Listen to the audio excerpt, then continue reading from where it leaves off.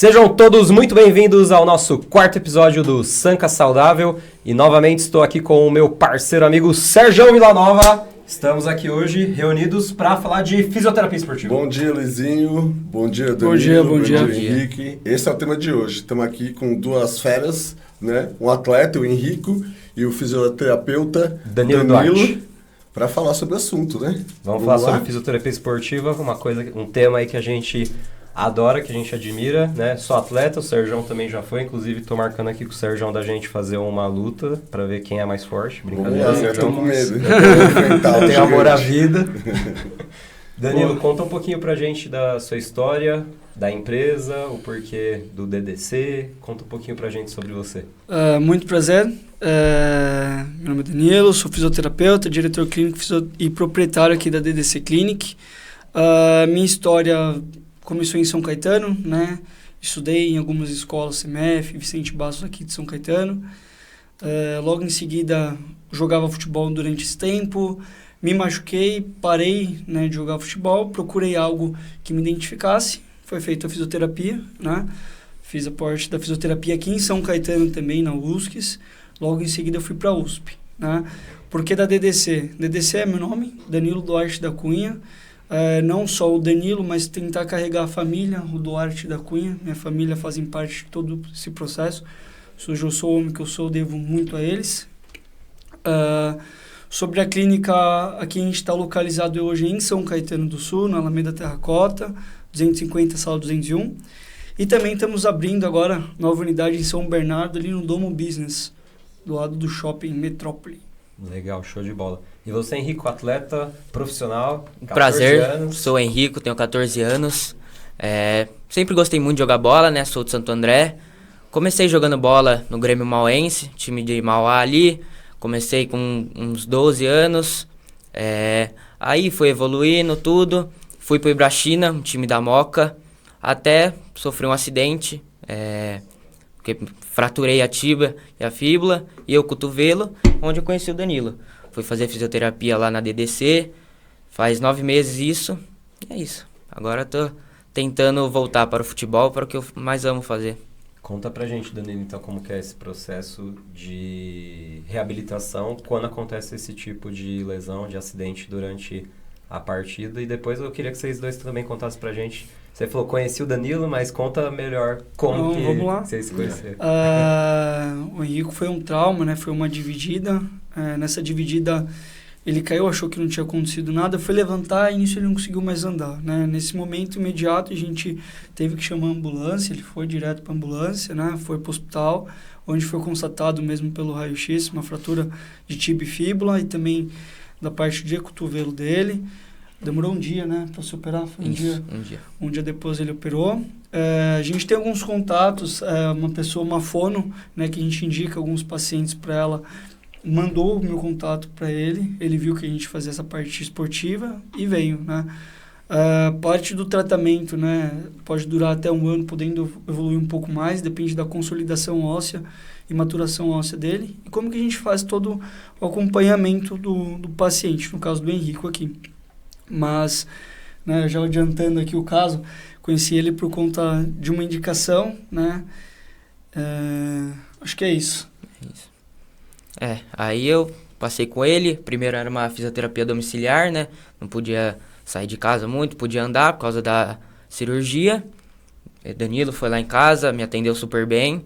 E aí foi onde eu confiei nele para fazer todo o tratamento com ele.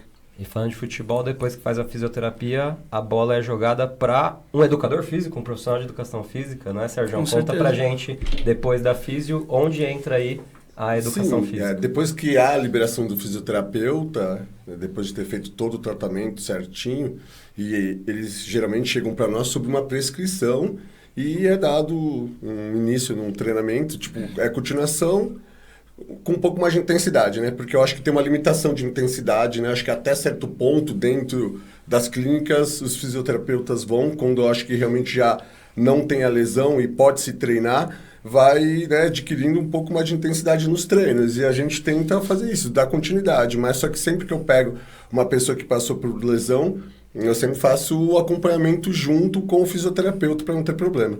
Infelizmente, né, se chegar Hoje em dia, uma pessoa pós-trauma, numa academia normal, principalmente de rede hoje em dia, não tem como atender. Né? Se vai para a academia, realmente tinha que ter um acompanhamento especializado, um personal, ou uma pessoa realmente boa, né, capaz de atender uma pessoa pós-trauma.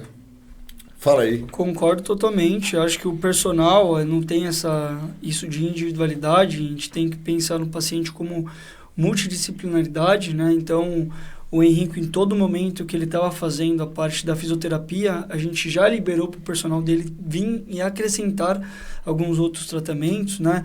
Parte de fortalecimento, não é porque ele teve uma lesão na tíbia que ele não pode trabalhar os outros músculos, né? Então, ele fez junto um acompanhamento, né? Se você quiser falar do Mário também, né? Que foi também um personal dele, né? Ali de Santo André, que faz todo esse acompanhamento dele. Então, todo momento, não somente na fisioterapia, mas a gente tem que pensar como uma interdisciplinaridade. Pensar na fisioterapia, assim, ele está fazendo para acelerar o processo recuperativo, ganho de amplitude de movimento, restaurar a força muscular, mas agregado a isso, ele consegue fazer outras coisas também.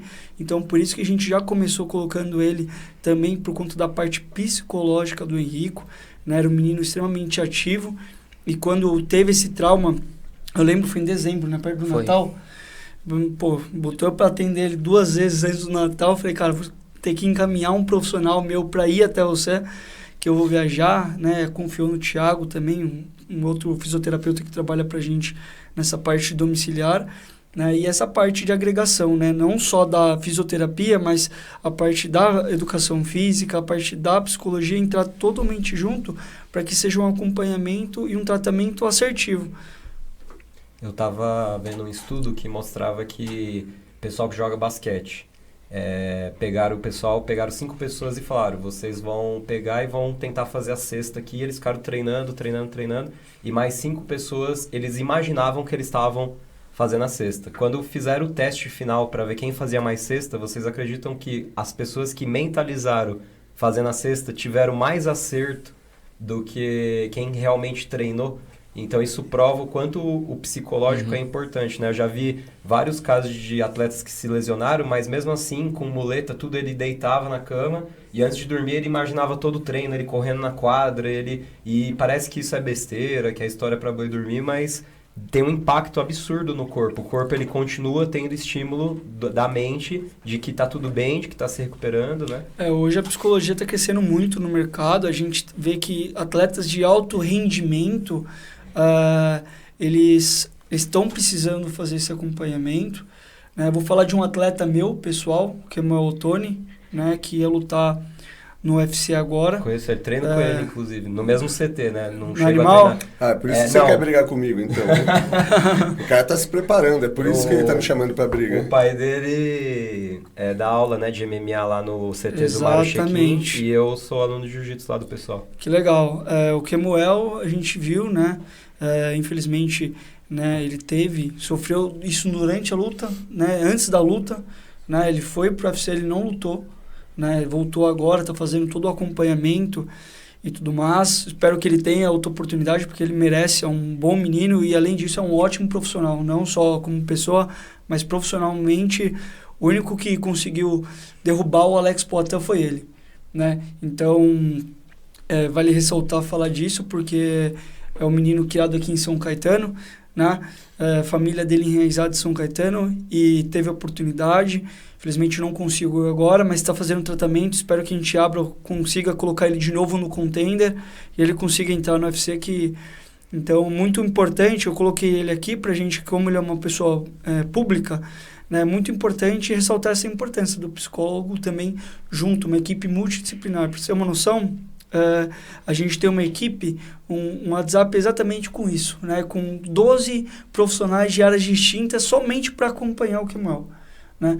Então, a parte da psicologia, a parte da preparação física, né? Da alimentação é muito importante, não só para um atleta de alto desempenho, mas para uma pessoa normal que queira praticar exercício físico. Eu acho que as capacidades se completam, né? Como o próprio Danilo falou, elas estão interligadas, né? A parte da dieta, a parte do fisioterapeuta, preparador físico.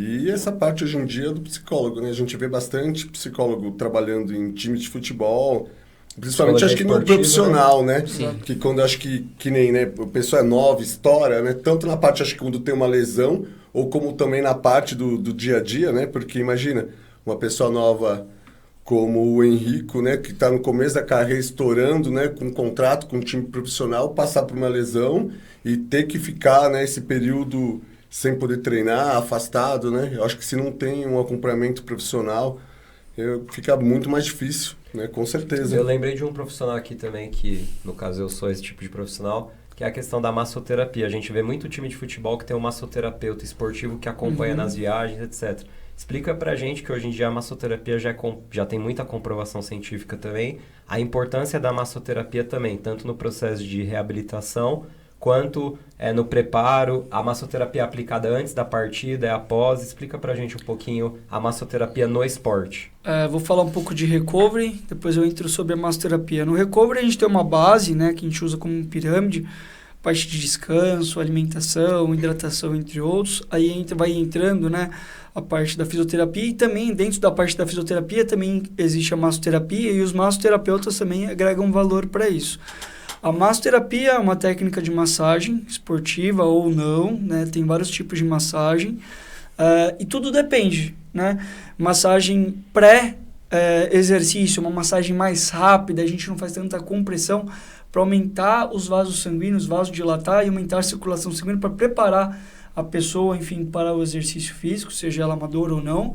E também a massagem relaxante ou a liberação propriamente, a liberação miofascial, que é uma massagem um pouco mais percutânea, que a gente mantém um pouco mais um ponto de pressão para conseguir chegar, porque a gente tem derme, mesoderme, endoderme, gordura, face, músculo, e a face é o que permite o deslizamento das fibras musculares. Pra quem não sabe, ele tá falando das camadas da pele. Exatamente. Vai traduzindo aí com o pessoal. Boa. Além de usar os termos científicos, vai falando Vamos popularmente. Tentar ser boa. E a face é o que permite o deslizamento da fibra. A gente só se movimenta porque tem a face, né? E a liberação miofascial propriamente dita é uma mensagem um pouco mais profunda, um pouco, vamos dizer assim, um pouco mais dolorida. Não tem que ser algo que seja extremamente dolorido, mas é um pouquinho mais dolorido. Então, existem vários tipos, mas a massoterapia tem evidência, muita evidência científica hoje, né? Tá na base da pirâmide também, não é a base, mas está no topo da pirâmide, que tem sim evidência e faz total sentido um atleta, uma pessoa, até uma própria pessoa amadora fazer a própria massagem antes, pós, mas cada uma distingue para cada objetivo. Eu queria fazer uma rodada agora de conversa aqui falando de sonhos. Vamos lá. Então, Sérgio, eu queria que você contasse pra gente por que você tinha o sonho de se tornar profissional de educação física, o Henrico também explicar por que ele tem o sonho de ser jogador, você por que teve o sonho de se tornar fisioterapeuta. Sérgio? Bem, assim, eu sempre fui ativo. Desde 10 anos eu entrei lá no Juventus, que eu sou da Moca, fazia karatê, depois eu emendei capoeira, depois fiz Jiu, Krav Maga. Então, assim, minha vida toda eu pratiquei esportes. E com isso, né, ao longo do tempo comecei a fazer musculação com 16 anos, tenho 48, fazendo 32 anos. Não parece, mas eu já treino há 32 anos. Não parece nem que você tem 48, eu diria que você tem 22. Ah, obrigado, você viu seus olhos, né? Ó, quase vai ganhar um almoço hoje. Então, e com o passar do tempo, né, eu cada vez estava mais ligado ao esporte. Fazia musculação, fazia lutas o tempo todo. Mas, quando chegou na hora de escolher a profissão, eu fiz segundo grau técnico em mecânica, e ao mesmo tempo fiz 4 anos em Senai, mas, né, estudando integral mecânica. Porque eu pensava que ia prestar engenharia mecânica. Mas no final tocou mais forte o coração para a área da atividade física. Os caras já chamam ele de Vin Diesel. Porque eu treinei, a vida toda eu gostei. Aí na hora que eu pesei na balança em fazer engenharia, né, e trabalhar dentro do escritório, empresa, essas coisas, ou trabalhar com esporte, já que é uma coisa que eu gostava muito. E aí eu direcionei minha carreira e foi indo, foi acontecendo, foi estudando. Mas foi isso, a vida toda ligada ao esporte fez eu querer trabalhar com isso, né, de tanto que eu gostava. E você, Henrique, conta pra gente, da onde surge esse sonho de ser jogador? Desde pequenininho eu sempre fui muito ligado ao esporte também, ao futebol principalmente. Desde uns 5, 6 anos jogava numa escolinha ali de Santo André, do professor Reinaldo. Sou muito grato a ele, me fez alavancar nesse mundo do futebol, querer ser jogador. Aí comecei a competir em alto nível, tudo. E hoje devo tudo ao futebol. Não conquistei muita coisa ainda, mas fui muito feliz até agora. Fui no acidente, aconteceu, tinha que acontecer, mas agora vamos recomeçar tudo de novo para continuar essa carreira. E quem que você mais se espelha dentro do futebol? Quem é o seu maior exemplo, assim, que você modela, você fala assim, eu quero ser igual a esse cara aqui? Olha, assim, não igual ele, mas eu me inspiro muito no Neymar, porque ele já sofreu bastante com lesões, tudo. essas coisas. E agora que eu percebi que é bem difícil, ele já sofreu muito com isso, e eu me inspiro nele. Você tá sentindo na pele quando o pessoal fala assim, chinelinho, não sei o que, não tá Só querendo cai. jogar, só cai.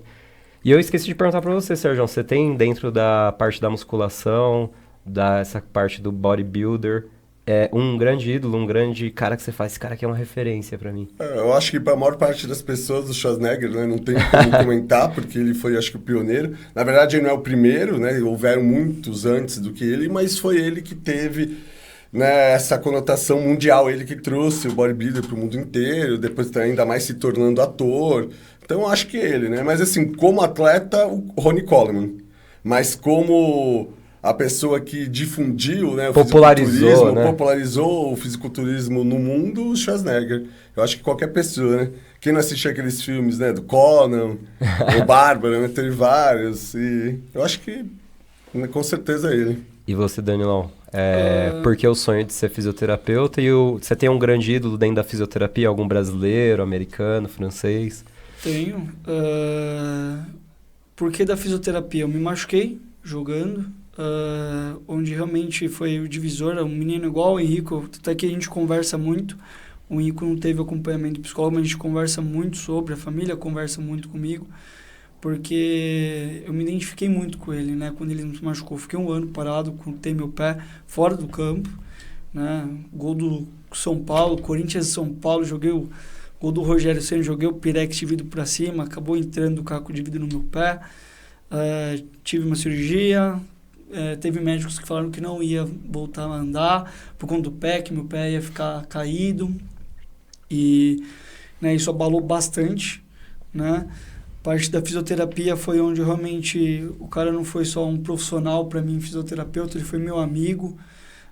Ele teve esse atendimento humanizado, ele teve dia que eu chorei com ele lá e ele soube como lidar com isso, não foi algo frustrante para ele, muito pelo contrário, ele foi como um pai para mim.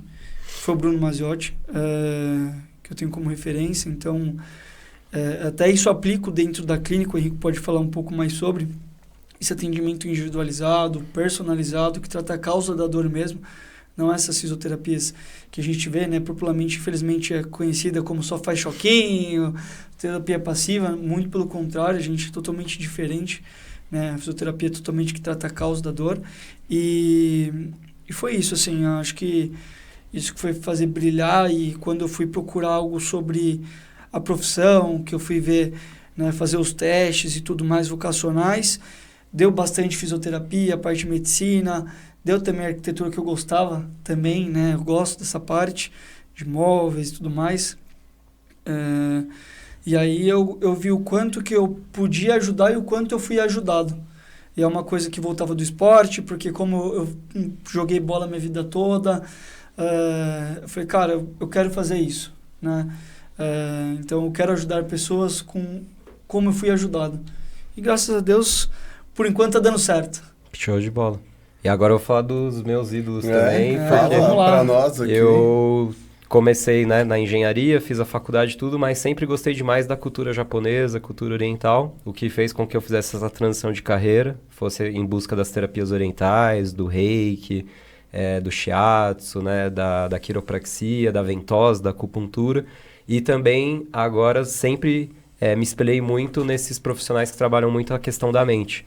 O Zé Roberto Marques, lá no Instituto Brasileiro de Coaching, o próprio Wendel Carvalho, o Pablo Marçal. Então, eu queria entender como a mente pode influenciar na saúde da pessoa, nas atitudes, etc.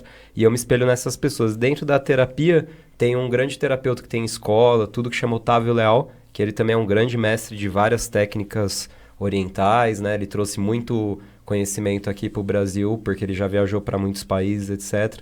E essas são, né, as minhas referências também. E acho que é importante, diante disso que você falou, Danilo, você e o Sérgio explicarem essa questão que o pessoal acaba achando que é natural viver com dor, né? E não é normal viver com dor, né? Hoje em dia a gente vê bastante gente que às vezes lá na academia eu passo agachamento para algum aluno e falo, não, agachamento eu não faço porque me dói as costas. Eu falo, como assim? Ah, minhas costas dói quando eu faço. Eu falo, bem, então tem alguma descompensação, alguma coisa, Tá na não posição deve estar errada. certo. Eu falei, não é normal você sentir dor, você tem que conseguir executar todos os exercícios, todos os movimentos, né? Carga é o de menos, mas pelo menos você tem a boa amplitude. E você vê, às vezes, pessoas com ombro, ah, não, esse exercício eu não faço porque dói. E a pessoa não se trata, passa longos períodos, né, de tempo, a pessoa com aquela dor, ou no cotovelo, que hoje em dia a gente vê bastante, né? Como Condilite. Epicondilite, e as pessoas não vão atrás de tratamento, ou quando vão, às vezes, no ortopedista, eles fazem lá o anti-inflamatório uma vez ou outra, ou quando é prescrito a fisioterapia, infelizmente, a gente vê que o pessoal tem uma resistência. Não é, Danilo? Com certeza. Infelizmente, hoje, o que eu falo, você tirou uma frase que eu falo muito, viver com dor não é normal. Sim. Infelizmente, é muito mais fácil tratar uma coisa que já está doendo, você vir, para a gente identificar o que está causando isso, diminuir a dor, diminuir o processo inflamatório e devolver para o personal de uma forma que fale para ele, assim, olha, ele tem isso, isso, isso. Por exemplo, tem uma cinesia escapular. Se a gente não trabalhar a musculatura estabilizadora de ombro dele, infelizmente vai sobrecarregar quando ele for fazer peito, quando ele for fazer costa. Então, quando tratado de maneira imediata, é muito mais simples. E quando não tratado de maneira imediata, pode se tornar algo crônico. Sim. Pode ser uma lesão, por exemplo, epicondilite. Estou tratando meu sogro com epicondilite. Ele tem exatamente isso que você falou. Ele tem dores há um tempo. E exatamente, ele não estava aguentando mais e veio procurar ajuda. Mas se ele procurasse ajuda antes, será que o tratamento não ia ser muito mais rápido? Ele ia conseguir desenvolver no treino muito melhor? O desgaste seria muito menor, né? Porque se está com dor, quer dizer que está tendo algum tipo de inflamação, algum desgaste na articulação, sobrecarregando algum ligamento, algum tendão. Mas a pessoa vai deixando até chegar no ponto de ter, às vezes, um rompimento parcial, e se tivesse sido muito antes, né, procurar como qualquer doença. Se você diagnostica logo no início, o tratamento é brando, né, e rápido você recupera. Agora, você vai deixando com o passar do tempo, aí pode levar a ter uma lesão grave. Hoje a ciência já mostra, né, que quando passa de uma doença crônica, uma dor lombar, por exemplo, que envolve multifatores, né, mas uma doença crônica, ela acaba modulando a sintomatologia do paciente, ou seja, uma dor que antigamente ia ser resolvido rápido, ele já está acostumado com a dor, então é muito mais complexo tratar uma dor crônica do que tratar uma dor aguda. A aguda chega a ser um pouco mais fácil, porque se fez agora alguma coisa está acontecendo, então tem um processo inflamatório instalado. Vamos tentar interpretar, vamos fazer algum exame de imagem para a gente realmente ver se tem uma tendinopatia, se tem um estiramento, se tem uma lesão realmente mais grave, e a partir daí fica tudo mais simples, né, do que virar algo crônico, gerar sobrecarga articular, diminuir N fatores musculares, né, tá totalmente certo aqui essa colocação dele. Eu vejo lá na clínica do Dan, quando vai fazer algum tipo de exercício, não só eu, outros clientes também, vai fazer algum exercício que não é só para a fratura da pessoa, o Dan vê alguma coisa no ombro, fala, vamos ali na maca, vamos ver o que está acontecendo para você fazer esse exercício melhor, né? Sim, já vai investigar, né, para saber. Me fala uma coisa, Henrique, quantas sessões de fisioterapia você acha que você fez ao longo desses meses? Você tem ideia? Nossa, foi Bastante. Não Pelo tem menos nenhum número, né, Danilo? 3 vezes por mês durante uns 4 meses, a gente diminuiu para 2. Hoje ele faz uma, né? E qual tipo atualmente de tratamento que ele faz para melhorar ainda essa lesão, para conseguir retornar? O que ele tem feito atualmente já? Atualmente, né, a gente faz um trabalho consecutivo, né? Desde o começo a gente já está fazendo um trabalho consecutivo com o preparador físico dele, o Mário. Hoje a gente só vem uma vez por semana, agora está a cada 15 dias. A cada 15 dias, isso. A cada 15 dias, para a gente ver essa parte preventiva ainda. Ele ainda tem um déficit de mobilidade de tornozelo, onde a gente trabalha junto, mas passa uma cartilha de exercício para ele fazer em casa. A fisioterapia tem começo, meio e fim, né? Não só quando entra a parte preventiva, né? Aí a gente está falando de uma fisioterapia contínua preventiva, mas no caso do Henrico, vamos falar da parte reabilitacional, a gente tem começo, meio e fim, né? E tem que passar a bola para o personal, né? Algumas coisas a gente não consegue. Ele vem para a clínica para aumentar a amplitude de movimento, tentar ajustar alguns desequilíbrios musculares que ele tem ainda. Sim. A pisada dele ainda é um pouco pronada. Trabalha isso também de postural? Sim, né? sim. Inclusive a gente estava falando agora sobre o tipo de tênis ideal. Cada tênis é um tênis, né? O paciente Eles tem têm pisada pisadas pronada, diferentes, supinada, o pé cavo, o plano. Tudo isso a gente tem que avaliar para passar um tênis. Não tem receita de bolo, Tênis, assim palmilha, como... né? Exatamente. Assim como o treinamento, né? Todo o tratamento individual é personalizado para cada paciente, né? Então, a gente estava exatamente fazendo isso. A gente vai fazer a baropodometria dele para avaliar a pisada dele. Né? A gente vai recomendar que, se for necessário, a palmilha para ele. Vamos tentar identificar o tênis para que a gente realmente consiga, de fato, trazer qualidade para o Henrico. Porque o Henrico, que é o maior sonho dele hoje, se me corrija se estiver errado, voltar ao futebol. Hoje ele já faz atividades funcionais, já faz a parte de futebol, que é uma coisa que ele queria voltar com bola. A gente já fez a parte que não tem tanto impacto, a areia, e agora a gente está na fase final para começar a desmamar, para ele começar o futebol. Já brincou, já fez umas brincadeirinhas, mas ainda por liberação médica a gente sentou e acordou. Daqui um mês a gente senta, conversa, linha E quem de é que dá o aval? A liberação final é o ortopedista? A gente senta e conversa junto, né? Eu acho que assim, o fisioterapeuta tem total autonomia, a gente somos profissionais independentes, tanto para pedir exame complementar, mas eu gosto muito da parte médica junto com a gente, né? Eu tenho muitos médicos que mandam pacientes para a clínica, a gente encaminha pacientes para eles, médicos de confiança, que realmente pensa no paciente, né? Então, a gente senta e conversa e alinha as expectativas. Uma mesa redonda mesmo, igual a gente está aqui, liga para o médico, eu estou com o Henrico, papapá, estou vendo o exame complementar dele junto contigo, a gente está fazendo isso, para que a gente tenha o suporte multidisciplinar e a gente consiga. Né? O médico dele está terminando, a gente entrou em comum acordo que a gente ia esperar mais um mês para a prática ainda. Ele já está fazendo aceleração, desaceleração, mudança de direção, salto, pliometria, ele está fazendo tudo. Essa parte funcional já está Já está fazendo tudo isso. É só o jogo mesmo, exatamente, com bola em campo que... Voltando um pouquinho, né? No começo da fisioterapia, o nosso foco maior era o braço, pois foi uma lesão mais grave no braço. Mas assim, foi uma entrada que ele se lesionou e como que lesionou o braço? Eu girei em cima do meu corpo. E aí você caiu em cima do braço? Ah, entendi. A perna ficou e eu girei. Na hora que eu girei, fraturou a tíbia e a fíbula. Sim. E apoiei o braço. Machuquei o ossinho aqui, que foi parar aqui pra cima. E aí tive que colocar gaiola no braço. Eu vi as marcas. Temos algumas marcas aqui.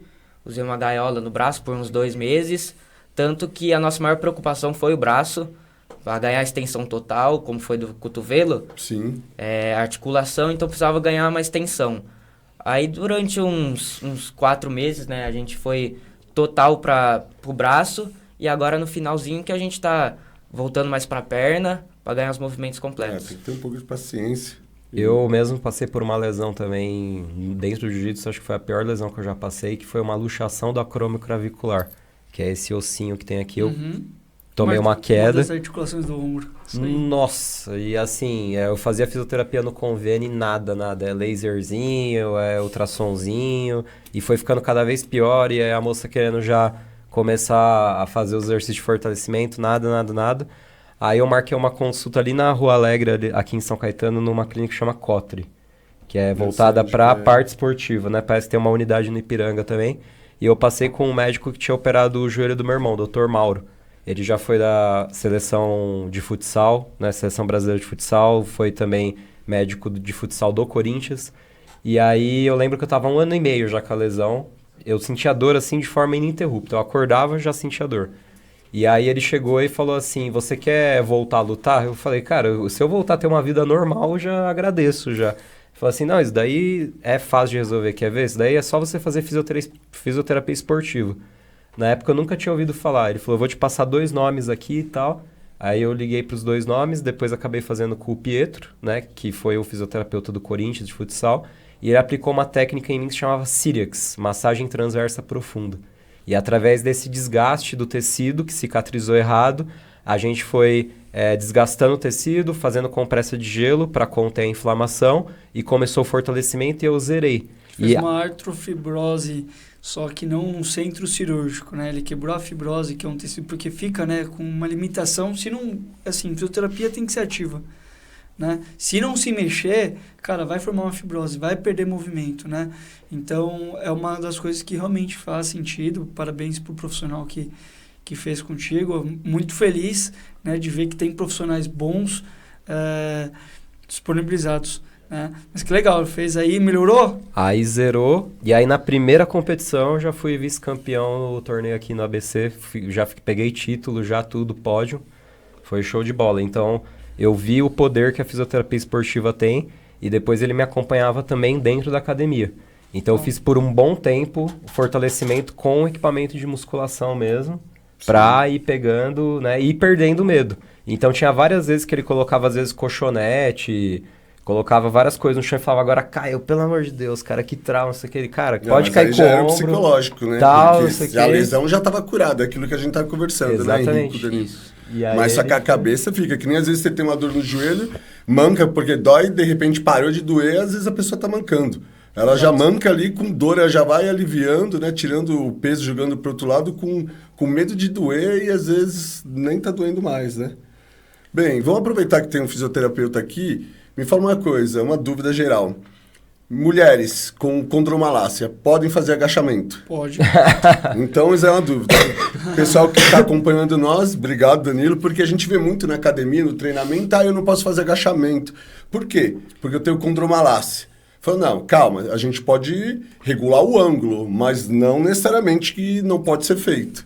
Estou correto? Um especialista da área. Vai não falar sou agora. Eu, o professor de educação física, que estou falando. Não, a gente tem muitas estratégias que a gente pode utilizar hoje, né? A gente tem estratégia de quadril, que a gente angulariza, basicamente, a gente traz o quadril para trás, anterioriza o tronco para diminuir a sobrecarga articular no joelho e jogar mais para o quadril, né? Seria uma estratégia que a gente pode utilizar para agachamento paciente que tem uma condromalácia. Outra coisa para tentar... Jogando mais o quadril para trás, evidenciando, né? como que se fosse sentar num banco, em vez de você fazer isso vertical. com o joelho fica e o quadril desce. E aí a gente tira essa pressão articular que joga por um agachamento fazer o joelho para frente, a gente para de tirar o joelho da jogada e joga o quadril para trás, tirando a sobrecarga articular do joelho.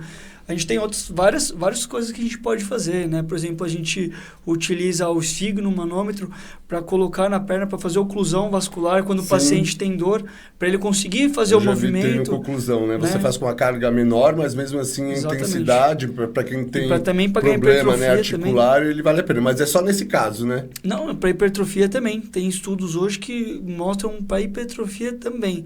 Mas aí, no caso da reabilitação, a gente pode usar também a parte de oclusão com a faixa mesmo, né? Sobre a articulação, para tentar diminuir, aumentar o espaço articular ali e tentar gerar um melhor deslizamento, no caso do joelho, sobre a patela sobre a tróclea.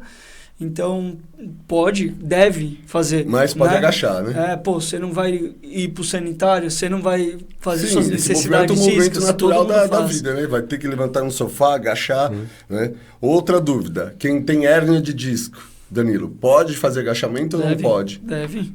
Pode sim. Vocês estão ouvindo aí, né?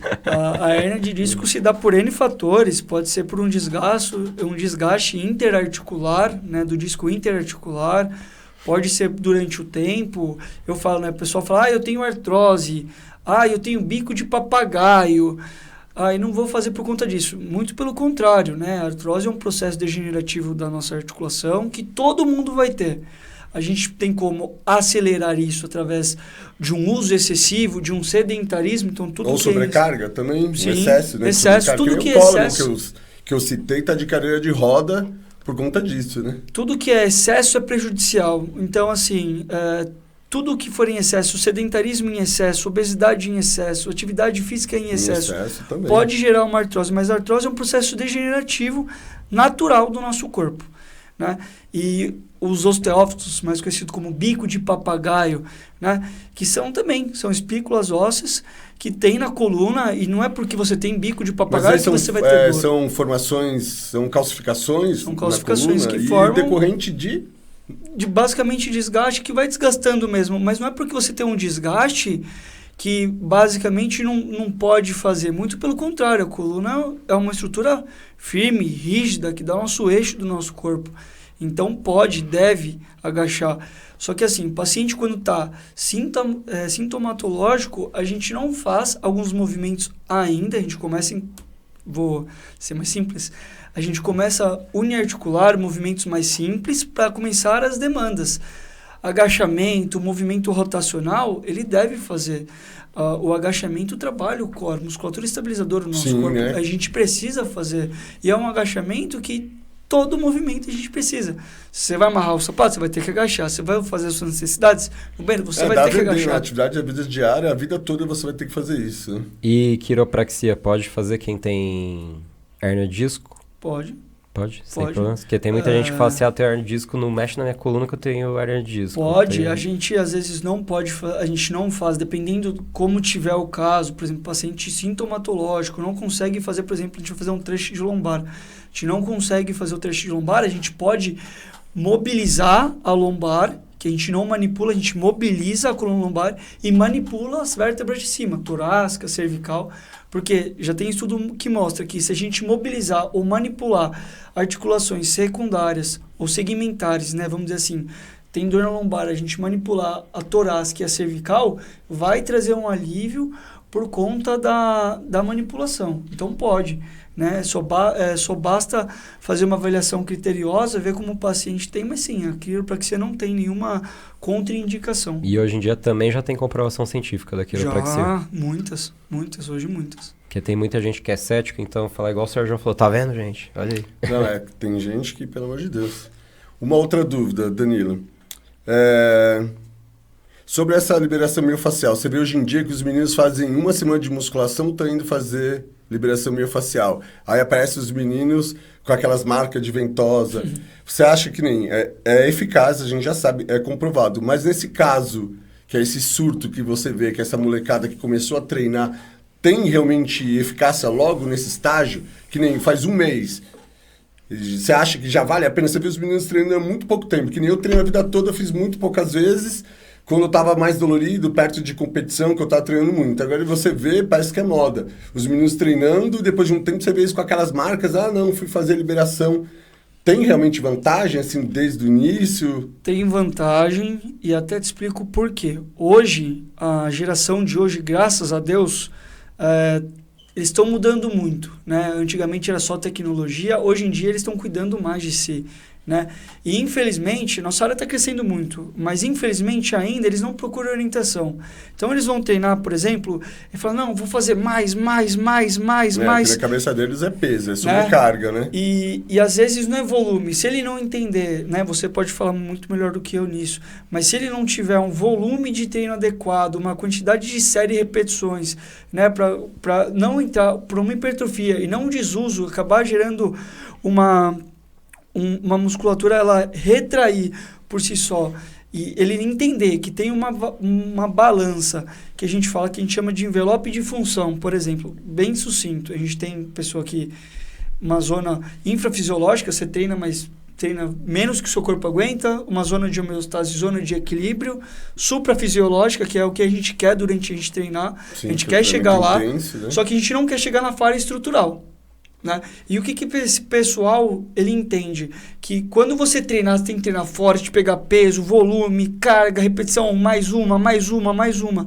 E muitas das vezes eles ficam muito doloridos, né? Porque eles não têm o acompanhamento de um personal, às vezes ele não tem o acompanhamento de um nutricionista, às vezes se ele tem uma dor articular, ele não acompanha com um fisioterapeuta, e aí ele acaba pecando por excesso. E aí entra a liberação. Então, cada caso é um caso. Sim. Mas a liberação ajuda muito, muito mesmo, né? A liberar essa musculatura. O Henrico, por si só, adora, quando a gente faz a liberação, coloca ele na botinha, né? Ele gosta bastante, sorrisinho de orelha a orelha, porque realmente alivia muito. Né? Então, acho depois, né? Porque depois, durante dói demais. É um pouco... Quando, né, é importante falar, né, a liberação, ela é uma coisa que não é tão confortável e vai do seu limiar. Se você falar, não, pode ir, né, o profissional também entender sobre a técnica e ver o quanto pode percutir o tecido ou não. Mas alivia muito depois. Eu acho que tem mais uma coisa que é bastante mito ou verdade, que eu acho que o Sérgio e vocês vai saber explicar pra gente e aproveitar que o Henrico tá aqui também, que é a questão da musculação para menores de idade. Porque quando eu comecei a fazer musculação por causa do judô, do jiu-jitsu, que eu procurei ser profissional, tinha aquele mito lá, toma cuidado com determinados exercícios que isso deve atrapalhar seu crescimento e tal. Fala aí, Sérgio, isso é mito, é verdade? Bem, isso é mito. O problema é não ter profissionais capacitados na área, né? Que nem nós somos, a gente sabe que na área, infelizmente, tem muito cabeça de bagre. O pessoal se forma na faculdade e não tem empenho em buscar uma outra formação ou dar uma continuidade. Então, assim, realmente, deixar uma criança, eu não deixaria meu filho treinar numa academia normal, com um professor normal, recém-formado ou estagiário. Porque de todos que estão na sala, um professor é formado, o resto é estagiário, que é para burlar, né, o sistema. Então, eles não têm o mínimo, né, na faculdade, em 4 anos, eu tive 2 aulas sobre atividade física em academia. Mas só que, graças a Deus, a vida toda eu treinei. E mesmo assim, eu tive que me especializar depois, fazendo cursos específicos. Agora, imagina uma pessoa normal que termina a faculdade depois de 4 anos, sem se especializar, chega lá, é professor, é personal e hoje em dia é consultor esportivo, igual eu, que estou 20 anos, né, na área. Então, não tem como deixar uma pessoa nova, uma criança, um adolescente, realmente aos cuidados, né? Porque pode treinar. A gente vê em outros países, o pessoal de ginástica olímpica tá lá na Olimpíada, os caras treinam 6 ou 8 horas por dia ginástica olímpica. E quantos anos eles têm? São super novos, né? Eles começam a treinar com 6 anos de idade, 8 anos de idade, 8 horas por dia. E tão bem. Eu acho que é o nível de intensidade. Que nem... Eu não passaria um treino de hipertrofia. Um menino de 14 anos não pode querer ter a massa magra do que eu. Ele pode treinar, mas só que o nível de intensidade tem que ser baixo. Não estou correto? Não, concordo. A formação, as estruturas não são formadas. As pontas dos ossos, as epífises, são ainda de cartilagem. Exatamente. Se você treina intenso, muito impacto, muita sobrecarga, elas se calcificam e atrapalham no crescimento. Mas é qualquer tipo, não é só musculação. Se for ginástica olímpica ou qualquer outro esporte que foi treinado com essa intensidade acima do que tem, né, de capacidade um adolescente, pode trazer lesão. Então, o problema não é a prática esportiva, e sim a falta de capacidade de um profissional, né, formado, habilitado, para poder de acompanhar cuidar de perto, né? de uma pessoa dessa. Que nem eu tenho, não quero vender meu peixe, que eu não trabalho mais nessa área, mas eu tenho especialização em reabilitação cardíaca e condicionamento físico para grupos especiais, que entrava crianças, deficientes físicos, mentais. Então, assim, tipo, eu busquei uma especialização para poder trabalhar com esse público. Agora, imagina uma pessoa que em 4 anos teve 2 aulas no SESC sobre musculação. Foi o que eu tive. Minha formação é essa na faculdade. Entendeu? Não, Dá sua visão, meu amigo. Eu concordo totalmente. A atividade física não tem idade, né? A gente, que ele falou das físicas, né? A gente tem dentro dos nossos ossos, quando a gente é criança, a gente tem a física, uma cartilagem do crescimento, né? E completo totalmente com ele. Não precisa colocar carga numa criança, né? Para botar carga axial nele. Não tem necessidade, mas a atividade física é essencial para o desenvolvimento da criança. Coloca uma criança que fica o dia inteiro no computador, ver se ela vai desenvolver com uma criança que pratica atividade física, seja ela qual for. Né? Então, assim, é muito importante. A musculação feita de maneira corretamente, não vai colocar o moleque, né, no esforço máximo dele com 12 anos de idade, não tem por que colocar ele assim. Né? Se for, para manter a massa magra do menino, né? Não pensando em hipertrofia ou virar bodybuilder, muito pelo contrário, mas manter a massa muscular do atleta, né? Fazer treinamentos funcionais, qualquer outro esporte é essencial. A gente toma cuidado com a física, que é a cartilagem do crescimento, mas em nenhum momento a gente não pode fazer... não faz musculação, porque se você fizer musculação, você não vai crescer. Muito pelo contrário. O Henrique tem 14 anos. 14, isso. O Henrique pratica musculação. Né? E o treinamento ele é totalmente funcional. Não é a mesma carga. E nem por isso não deixa de ser leve, né? Não. Pode não ter a mesma intensidade que o meu, que é para hipertrofia, mas o treino dele não é leve, pode ter certeza. Exato. Né? A musculação ela abrange N fatores. Hipertrofia, capacidade de endurance, que é o que ele faz. Sim, né? explosão. Treino de né? resistência. Então, assim, isso, infelizmente, né, assim como a fisioterapia, às vezes personal, não vale a pena pagar personal, não vale a pena pagar fisioterapia, faz pelo convênio, choquinho, fisioterapia é a mesma coisa. É a mesma coisa aqui. Se você não procurar profissionais habilitados, que tenham capacidade, né, que buscam sempre ter essa educação contínua, não adianta. O Henrico é um caso, 14 anos de idade, é o tamanho dele, não vai crescer, imagina, é o tamanho dele. Né? O moleque tem 1,70 e quanto? 1,77, 8 ali. Não, 1,77. Tá mais alto que eu. Mas ainda ele vai ter o Então segundo é mito. estirão. Então é mito. Ele vai Ainda ter vai ainda o subir. segundo estirão, ele vai pular, porque tem o primeiro estirão, que é de 12 Exato. a 13, o segundo é de Deixa eu te 16 perguntar, Henrique, você já pensou em 17. jogar no gol? Só entre a gente. Nunca. aqui. Gol. Eu era zagueiro. Ao que tudo indica os estudos aqui. Mas ele vai ficar alto, né? Vai. Eu- Já tá com 78. Eu comecei como zagueiro, né? Mas, assim, na minha idade eu ainda sou um dos mais baixos para o mundo do futebol. E tava perdendo ali na altura na posição zagueiro. Aí decidi mudar, fui ali pra lateral esquerda, que não precisava tanta de altura. Aí agora me dei bem lá. Voltando da academia, comecei cedo na academia, comecei com uns 11, 12 anos por ali. Então, Nos clubes que eu passava, né, no Grêmio Mauense, no Brachina, tinha um fisioterapeuta do grupo, do clube mesmo, que acompanhava a gente. Quando saí, me lesionei tudo, teve o Dan e o Mário, que é meu personal também, que me acompanha na academia. Faço tudo certinho com eles conversam também, falam os exercícios que eu posso fazer, os que me limitam, essas coisas. a questão é a prescrição, E né? essa Ter conversa. profissionais capacitados e habilitados para poder prescrever e acompanhar. Essa conversa, né, de exatamente, né, a gente sabe que a gente junto se entrelaça, a gente não é separado, a gente se entrelaça. Então, basicamente, eu não vou sobrecar o Henrico não vai fazer a mesma coisa que faz lá. Então, a gente conversa para que a recuperação dele seja otimizada e seja acelerada de forma segura, com base em evidência científica, e que ele consiga voltar a fazer o que ele ama, que é voltar ao futebol.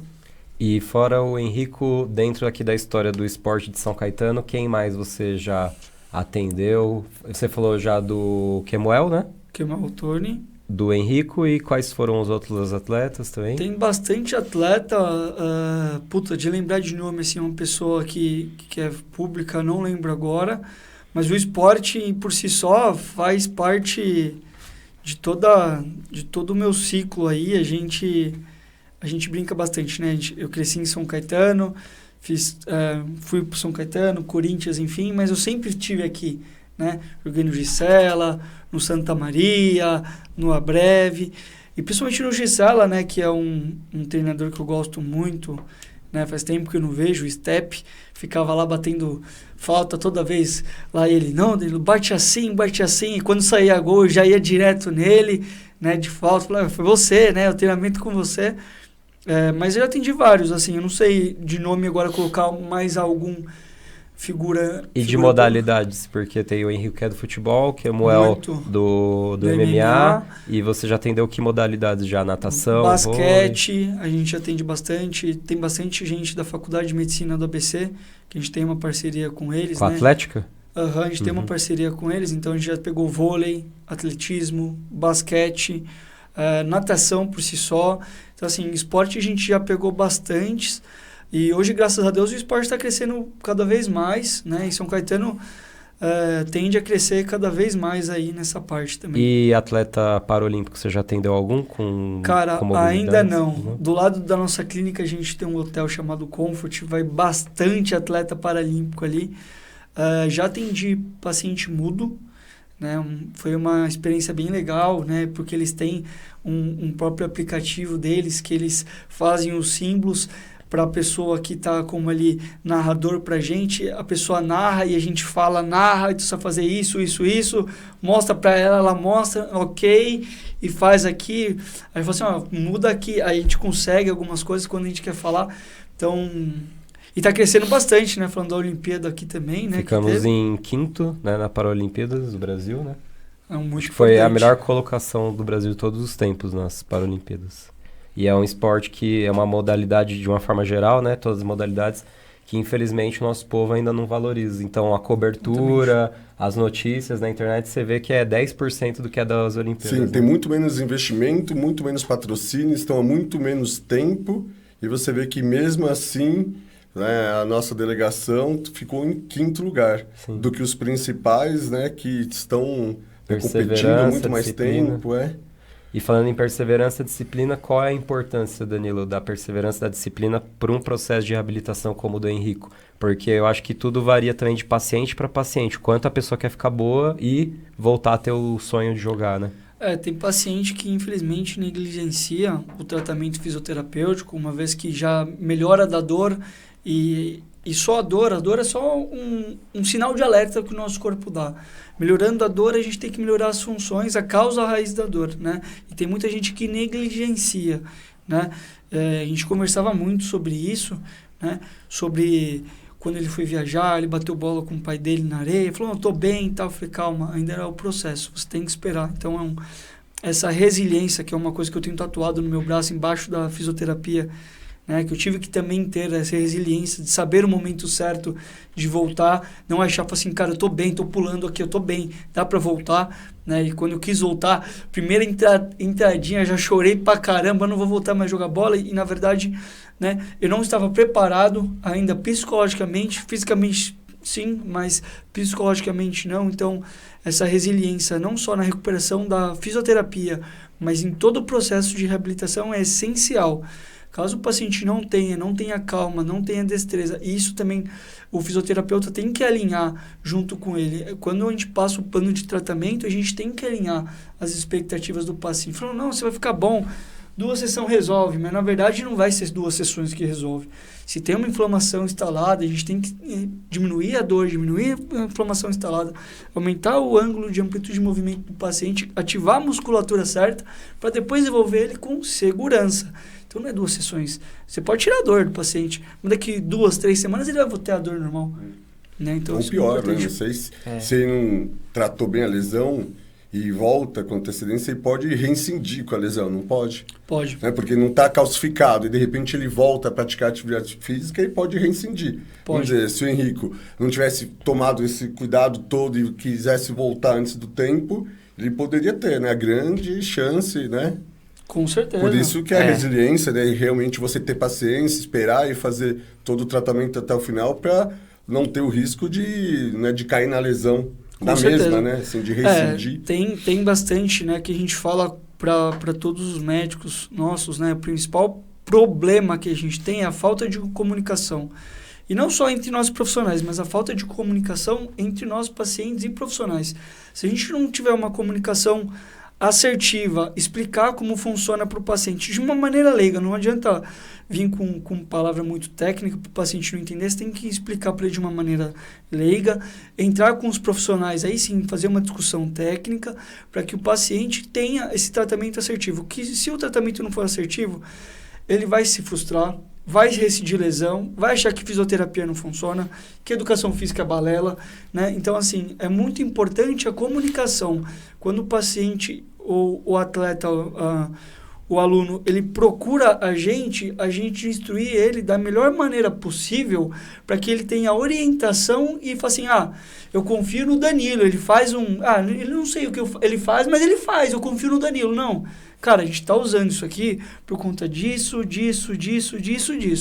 né? Para que ele não precisa entender tecnicamente, mas que a gente consiga passar de forma simples para que ele entenda o que a gente está fazendo e por que a gente está fazendo. A importância do processo, né? Exato. Então, a resiliência entra total sentido. Eu tenho isso tatuado no meu corpo, então... E o sonho de ter a DDC no sentido de que aqui a gente está entre empreendedores, né? O Serjão também é empreendedor, eu também tenho meu empreendimento. Da onde vem essa vontade de ter a DDC? Porque tem muito fisioterapeuta que se forma e vai trabalhar para os outros. Da onde você deu start, não, vou montar a minha? Não, eu trabalhei muito para os outros. Nossa senhora, se eu não trabalhasse para os outros, eu acho que não seria metade do Danilo que eu sou, né? É muito importante, né? Assim que a gente, quando sai da faculdade, a gente aprende a não fazer o errado. Né? Pronto. Agora fazer direito exatamente, é outra coisa. Né? Então, a gente tem que buscar especializações, né? E aí, fui para a USP, tenho diversos outros cursos, mas a educação continuada e a gente simplesmente instruir isso o paciente, né? A DDC, ela surgiu de um sonho meu, né, que eu, Danilo, queria ter. Sempre quis ter a minha clínica, eu sempre quis ajudar pessoas. A partir do momento que meu primeiro emprego foi na PAI, a gente viu paciente neurológico. Não era muito o que eu queria, mas foi meu primeiro emprego e agradeço muito, né? A PAI de São Caetano, né? Agradeço demais, porque se não fossem eles, eu não teria muitas coisas. A gente vê o quanto que a gente reclama da vida e atender um paciente que tem uma paralisia cerebral, paciente de Down, a gente olha e fala assim, cara, a gente está reclamando do quê? Né? Então, o sonho veio de tentar ajudar pessoas, né? E aí foi onde foi passando em outras clínicas, e aí eu vi que eu já tinha um know-how, que eu sempre tive, trabalhava para os outros em outra clínica e sempre fazíamos atendimentos domiciliares. E a partir daí que eu fazia meus atendimentos domiciliares, foi crescendo, onde começou a ter fila de espera. Eu falei, cara, eu acho que já é o momento, né? Inclusive, foi em outra clínica de fisioterapia, eles me mandaram embora e falaram, cara, você está pronto. Né? Eu chorei, parecia uma criança no carro, liguei para minha secretária hoje, que é meu braço direito, minha coordenadora, a Simone, chorei, liguei para ela, fiquei chorando. Ela, cara, eu acredito muito em Deus, você simplesmente, se Deus fez assim, tem um propósito, confia nele, você pode chorar e vinha. E eu sempre queria juntar um dinheirinho, falei para minha namorada, a Bianca, que hoje, né, minha mulher, falei para ela isso e eu expliquei para ela, né, falar disso, né, expliquei, ela falou, cara, você está pronto. Né, e foi basicamente um boom, né. Eu parei de atender, acho que em agosto, para os outros, continuei atendendo sozinho. Em janeiro montei, eu já só tinha um consultório, montei a clínica. Em fevereiro começamos, um menino que atendia 250 pacientes, hoje a gente atende mais de 1.100 pacientes por mês. Né? Então, assim, a DDC está numa crescente maior, e aproveitando da DDC, pessoal de São Caetano, né? A gente está localizado aqui, a gente atende todo o ABC, mas também estamos abrindo uma em São Bernardo também. Então, em que bairro que vai ser? Em São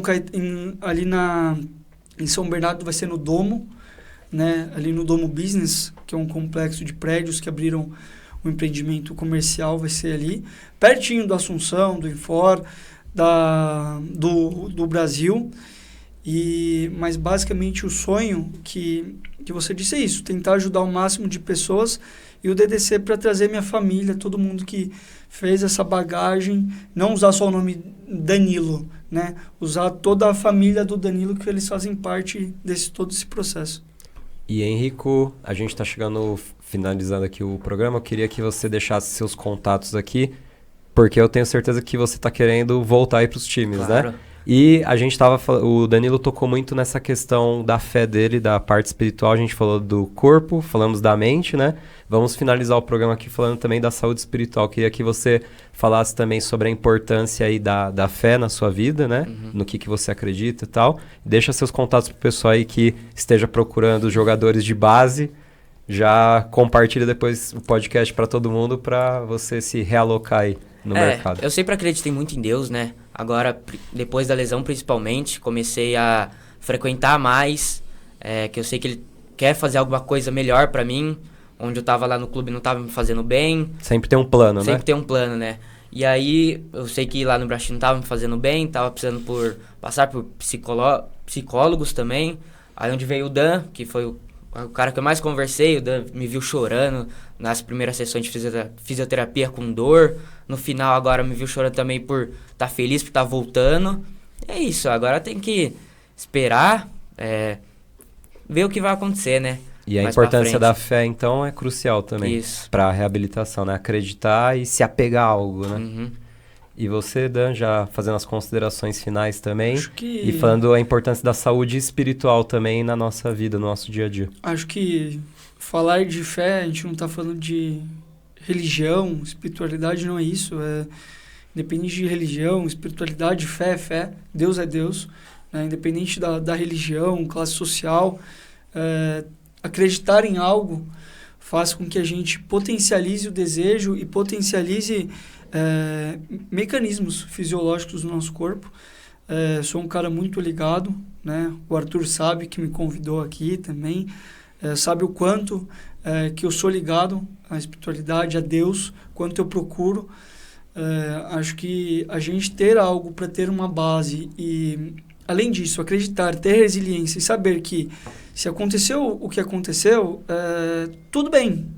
Cabe a nós lidar com a situação e acreditar que a gente consegue. Não é porque deu errado agora que não pode dar certo no futuro. Então, acho que a parte espiritual é muito importante, independente de religião, mas é muito importante para a gente conseguir acreditar. Porque em momentos que, igual o Henrico uma fratura, impossibilitado de fazer algo, não podia andar, ficava na cama, que foi o que aconteceu comigo quando tive uma lesão, eu não podia andar, não podia botar meu pé no chão, né? E a gente tem que acreditar que aquilo aconteceu por um propósito. E hoje eu acredito no propósito, né? Hoje eu tenho minha clínica, a gente está abrindo a 2ª unidade, a gente está prosperando de maneira correta, de maneira íntegra, sem pisar em ninguém. Então, assim, hoje eu entendo. Hoje ele não pode entender, mas no futuro ele vai entender. Então, assim, acho que é essencial. Sérgio, suas considerações finais? Queria agradecer o Henrico, agradecer o Danilo pela participação. Muito obrigado por estarem aqui, né? Foi muito interessante saber a história de superação da lesão do nosso amigo, jogador de futebol, e do nosso empreendedor e fisioterapeuta, Danilo, proprietário, CEO aí da DDC. Obrigado, Luiz, por estar mais uma vez aqui, com essas férias aí, trazendo informação de qualidade para quem está assistindo a gente, sempre com o tema, né, de qualidade, saúde, né, e não podendo deixar também essa parte, né, de bem-estar e espiritual, né, que, como a gente sempre fala, está tudo interligado. Tudo conectado. E é isso aí, pessoal. Vocês acompanharam aqui o nosso 4º episódio do Sanca Saudável. E não perca que nos próximos dias, nas próximas semanas, já teremos também o 5º episódio já indo ao ar. Então, acompanhem, compartilhem, curtam, que sempre teremos aqui um convidado de peso para vocês. Valeu, brigadão. Obrigado.